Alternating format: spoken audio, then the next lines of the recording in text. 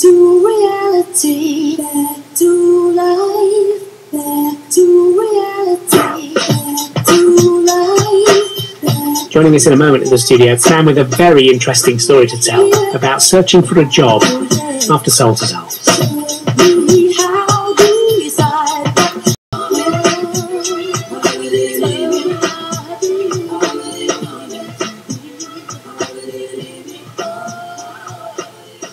Soul to Soul and back to life. However do you want me? Now, believe it or not, and I believe it because he's sitting alongside me, my next guest applied for every single job he saw advertised in the Guardian newspaper on a specific day. He didn't need a job, he just did it as a joke. But it became a bit of an obsession and almost took over his life. Ian Carpenter is here. His exploits, the whole story is about to be published in a book. You're hoping to get that published real soon, Ian, aren't you? That's right. We're thinking about April next year, possibly sooner, because all this is happening now. So it's fantastic. I'm really excited about it. Okay, I hope that date isn't April the 1st, but let's the Guardian newspaper have loads and loads of pages of jobs. Yep. So you sat down and went through every one of these and you sent off application letters, did you? I did, yeah. I was going through redundancy at work at the time, and I sent a text message to a friend of mine called Simon, and I said, right, I'm going to apply to every single job in this paper. And instead of sending me a text message back saying, what are you talking about? He went, no, do it. And so I did.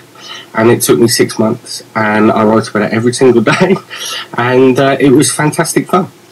The thing is, many of those jobs would have had cut-off dates for application. You just ignored that, did you, and just went for it? Yeah.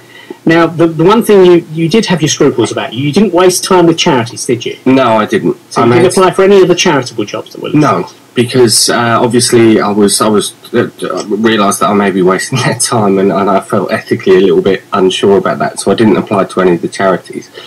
But I figured that private sector was fair game, really. Well, there were all sorts of jobs advertised on the day, from the very high-flying jobs in banking. I think even, I don't know whether this was actually advertised, but you did apply to become manager of the England football team. I did. The ad wasn't in that particular paper, was it? You just threw that one as an extra, did you? It was an extra. At the time, I described it as like having cream on ice cream. It was a bonus job. What it was, people at work knew I was doing this thing, applying for all the jobs, and they said, "Do you realise the England manager's position's free?" So you thought you'd throw that one in as well? It's a bit of a bonus. Now, of all those applications, how many were there? 400 odd applications. From all those applications, how many responses did you get? Quite a few responses. The big multinational companies had to respond. They had to take them seriously. And the book is about their responses, because I encountered all sorts of things. For example, a major Swiss bank asked me to send a CV, a covering letter, and a recent picture. And I was thinking, you can't do that. You can't say that nowadays, send a picture. I mean, you've got ageism, sexism, racism, pick and isn't. Do you know what I mean? So I sent an application in. I said, right, here you go. Here's my application, my CV. I've attached a picture of my mum and dad's cat, Whiskey. I hope you enjoy it. And the thing is, they actually responded, which was fantastic. They actually said, can we interview your mum and dad's cat? And this is a major Swiss bank in Geneva. So I actually went there. I happened to be on holiday at the time. I actually sat in this major Swiss bank with marbled foyer and people with nice clothes and all these posh Swiss bankers all walking by. And a friend of mine's taking pictures of me reading this newspaper sat in their foyer, and it was fantastic. How many of those people worked out that this was a hoax, do you think? 3 people. Only 3 of all those applications? 3 people, one of which was Tottenham Hotspur.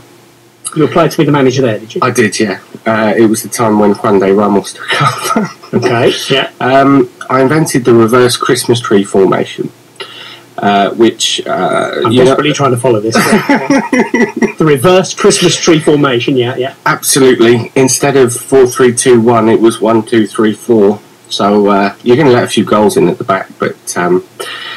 they didn't like my idea anyway. They spotted it pretty early on. They spotted it early on and realised it was a joke. It was them, the Swiss bank people realised, and some.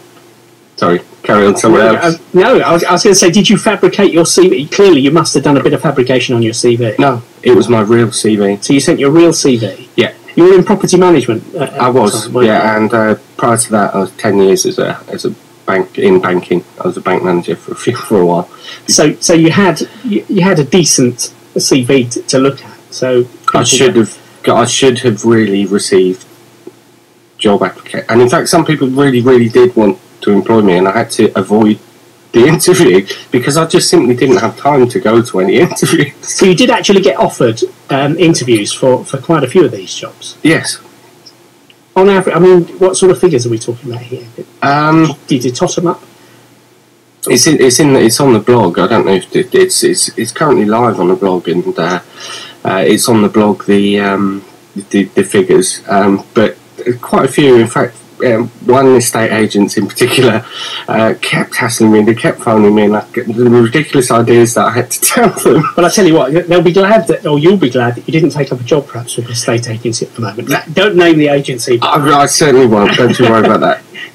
Are you still employed now, Ian? Are you? No, I decided I'd written this thing. It took me 6 months, and I was that pleased with it that I thought I needed to get it published. So I gave up my job. And I opened a tiny little bookshop in Southend called One Way Books. We're the only independent shop in Southend.